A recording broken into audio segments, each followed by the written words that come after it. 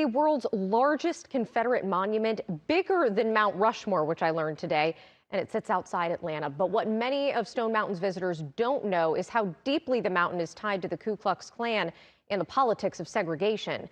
Critics are asking why Georgia taxpayers still pay to preserve it. Atlanta News First reporter Abby Casores explains.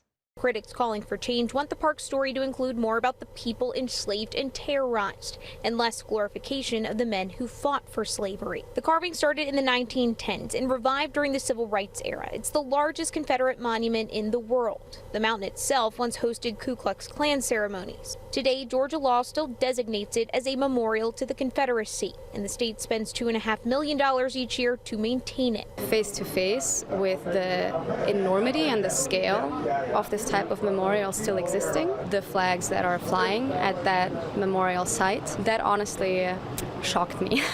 Alexandra Schenke came from Germany to study how nations remember dark chapters of their past.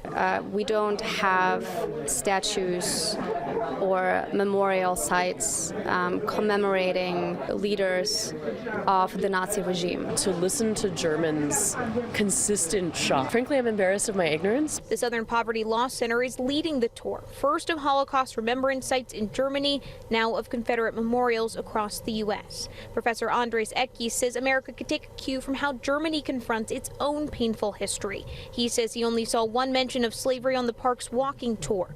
That's where he suggests they start. This needs to be critically contextualized. Sons of Confederate veterans calling it a concocted media exhibition, saying that visitors to a state-mandated Confederate memorial shouldn't be surprised to see Confederate flags. In Stone Mountain, I'm Abby Casores.